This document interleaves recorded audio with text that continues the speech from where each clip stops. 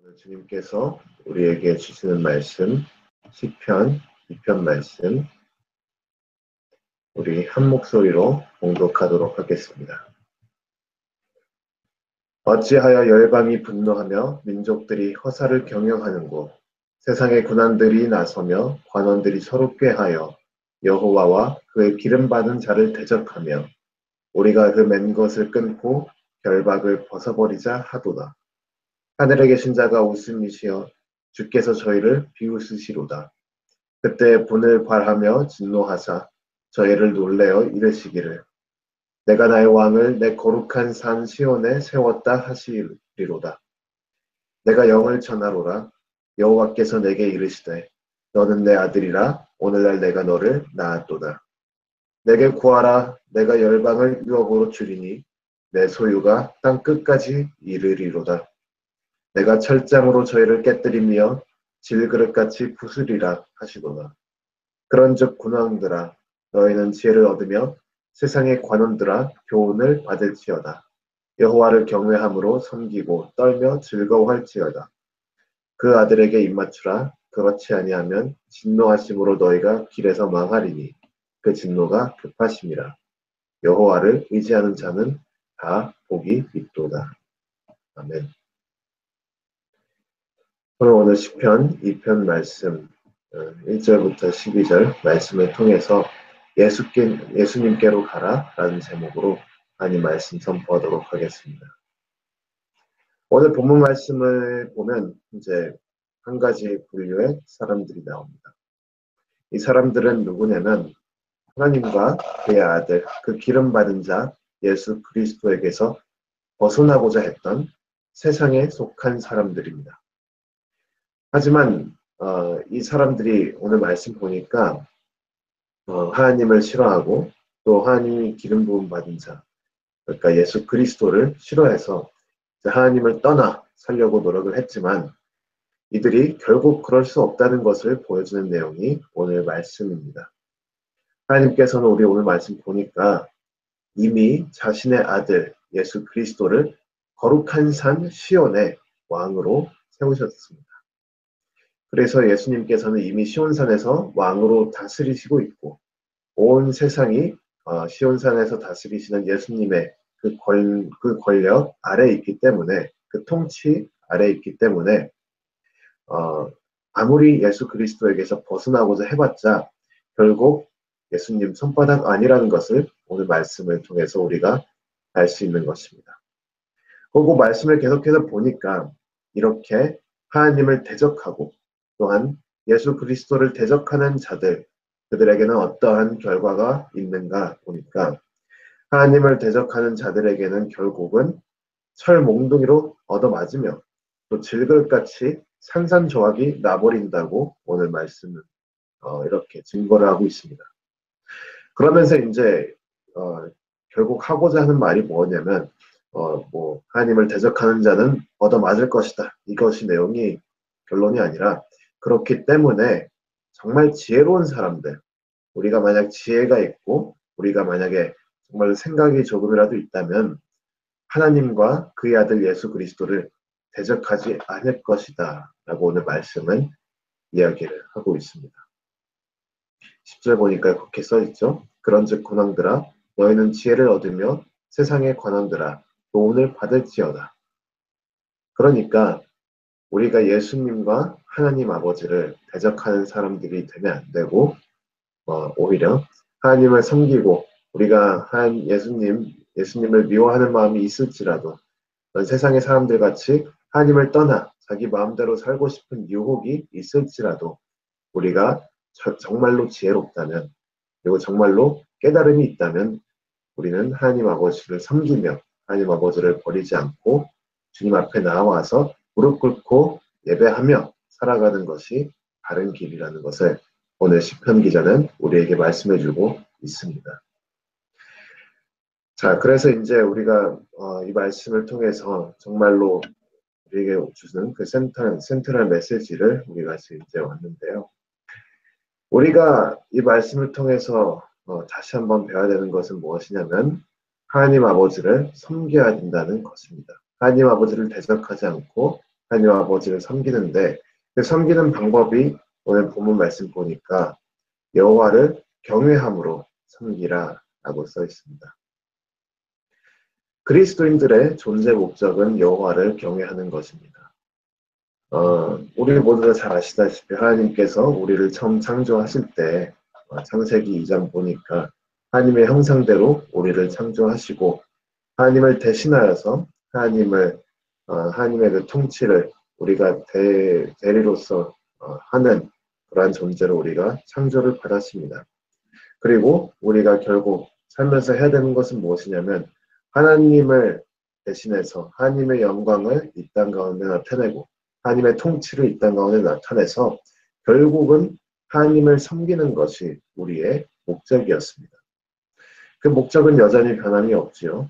그리고 이제 오히려 이제 죄를 지었기 때문에 우리가 그 목적을 이루기 위해서는 하나님을 경외하는 마음을 다시 한번 가져야 되는 그런 필요가 있습니다. 하지만 우리가 우리 스스로를 정말 솔직하게 돌이켜보면 이제 스스로 그리스도인들이라고 자칭하는 자들을 정말 솔직히 돌이켜보면 과연 그 가운데 얼마나 많은 사람들이 진심으로 여호와를 경외하고 있나 이 질문을 우리가 물어볼 수 있습니다. 현실은 우리의 연약함 가운데 여호와를 잊고 세상의 군왕들과 같이 여호와께서 떠나 살려고 하는 모습이 많이 있는 것을 우리가 볼 수 있습니다. 우리가 여호와를 경외하는 것이 우리가 마땅히 해야 하는 일이지만 우리의 연약함 가운데 정말 하기 어려운 일 중에 하나가 바로 그 일입니다. 여호와를 경외하는 것을 우리가 정말로 잘 하고 지키면 교회가 참 건강하고 또 개개인들이 건강한 믿음 생활 가운데 정말 그 믿음의 한 열매들을 많이 맺고 살아갈 텐데 현실은 그러지 못한다는 것이고 교회 가운데 연약함도 여전히 있고 또 우리의 신앙생활 가운데 연약함들이 있습니다. 이렇게 연약한 우리가 여호와를 경외할 수 있는 방법은 딱 한 가지밖에 없습니다. 11절 보니까 여호와를 경외함으로 섬기고 떨며 즐거워할지어다 이렇게 써 있는데 바로 이 두 번째 떨며 즐거워할지어다 여기에 우리가 여호와를 경외할 수 있는 방법이 있는 것입니다. 여기서 즐거워할지어다 얘기할 때 즐거워하는 것은 다른 게 아니라 예수님을 통해 우리에게 나타난 하나님의 그 용서와 그 회복의 은혜를 즐거워하는 것입니다. 그러니까 다른 말로 얘기하자면 예수 그리스도의 십자가의 은혜를 우리가 즐거워하는 것이 바로 여기서 말하고 있는 그 떨며 즐거워할지어다 그 내용입니다. 그런데 왜 여기서 즐거워할 때 떨며 즐거워해야 하는가? 이것은 우리가 이 십자가의 은혜에 대한 우리의 태도를 나타내는 것입니다. 예수님이 그 우리를 위하여 십자가에 못 박혀 돌아가시고 그 십자가의 보혈로 말미암아 우리에게 구원이라는 것이 은혜로 주어졌습니다. 은혜라는 것은 우리가 값을 치르고 산 것이 아니라 우리가 값을 치르지 못함에도 불구하고 우리에게 주어지는 것입니다. 그러니까 뭐 쉬운 말로 얘기하면 십자가의 보혈이 우리에게 공짜로 주어졌다고 얘기할 수 있죠. 하지만 공짜로 주어진다고 해서 싸구려로 우리에게 준다는 것이 아닙니다. 공짜와 싸구려는 전혀 관계가 없지요. 비싼 것도 값진 것도 공짜로 줄 수 있는 것입니다. 여기서 우리가 떨며 즐거워해야 된다는 얘기는 뭐냐면 십자가를 통해서 예수님께서 그 귀한 보혈을 흘리면서 우리에게 주어진 그 용서의 은혜가 우리가 싸구려 은혜로 만드는 것이 아니라 정말 값진 은혜, 그럼에도 불구하고 우리에게 공짜로 주어진 은혜, 그 태도를 우리에게 가르쳐주고 있는 것입니다. 우리가 떨며 즐거워할 때에는 이 은혜에 대해서 감사해서 은혜가 있음에 더욱더 열심히 하나님을 섬기게 되는 그런 태도를 나타내고 있는 것입니다. 우리가 구원을 받았기 때문에 이제 막 살아도 된다.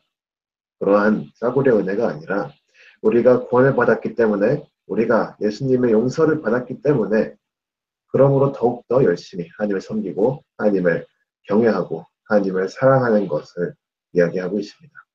그리고 이 여호와를 떨며 즐거워하는 이 일, 그러니까 여호와를 경외하는 이 일은 절대로 무겁고 힘든 것이 아닙니다. 왜냐하면 12절 보니까 이 일이 어떤 일이라면 그 아들에게 입맞추는 일이라고 써 있습니다. 쉽게 얘기하자면 우리가 여호와를 경외하고 또한 두려움 가운데 떨며 즐거워할 수 있는 그 일은 무엇이냐면 예수님을 따라가는 것입니다. 예수님을 사랑한다는 것이죠. 마태복음 11장 28절부터 30절 보면 뭐라고 써 있냐면 수고하고 무거운 짐진 자들아 다 내게로 오라. 내가 너희를 쉬게 하리라. 나는 마음이 온유하고 겸손하니 나의 멍에를 메고 내게 배우라. 그러면 너희 마음이 쉼을 얻으리니 이는 내 멍에는 쉽고 내 짐은 가벼움이라 하시니라. 이렇게 얘기하고 있습니다. 이제 우리의 노력으로 하려는 그 무거운 짐을 내려놓고 예수님을 따라 십자가를 지고 갈 때 그때 바로 우리가 진정하게 바르게 하나님을 경외하며 살아갈 수 있는 것입니다. 우리가 예수님께로 가면 우리가 진정 여호와를 경외하는 그 삶을 살 수 있다는 이야기입니다. 그러니까 이제 좀 어려운 내용이긴 한데 우리가 다시 한번 요약해서 정리하자면 그런 내용입니다. 세상 사람들과 같이 우리는 여호와를 경외하지 않고 여호와를 떠나서 살아가려는 경향이 있습니다. 하지만 우리는 여호와를 경외하는 것이 옳은 것이고 우리가 그리스도인들이라면 당연히 하나님을 섬기며 두렵고 떨림 가운데 우리가 예수님을 섬기며 따라가야 되는데 이것이 쉽지 않다는 것이 우리 현실 가운데 다 알 수 있는 것입니다. 하지만 이것을 가능하게 하는 것은 무엇이냐면 우리가 노력으로 하나님을 섬기고 하나님을 경외하는 것이 아니라 정말 두렵고 떨림 가운데 예수 그리스도의 은혜를 즐거워하며 나아갈 때에 우리가 우리의 노력을 버리고 예수님의 십자가를 지고 나아갈 때에 그때에 우리가 진정 세상 사람들과 다르게 하나님을 경외하며 살아갈 수 있는 것입니다. 그리고 이런 사람들이야말로 정말로 하나님께서 기뻐하시고 또 주님을 따라가는 그리스도인이라고 우리가 볼 수가 있는 것입니다.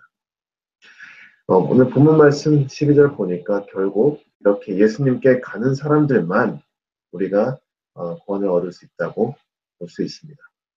결국 예수님께 가지 않는 자들은 하나님으로부터 떨어져 나가서 그들이 지은 죄와 악의 대가를 받게 될 것입니다. 오직 예수님께 가는 자들, 하나님의 아들에게 입맞추는 자들, 이 사람들만이 하나님 아버지를 경외하고 하나님 아버지를 섬기고 하나님 아버지를 사랑하며 정말로 그 은혜의 값진 깊은 내용들을 누릴 수 있는 것입니다.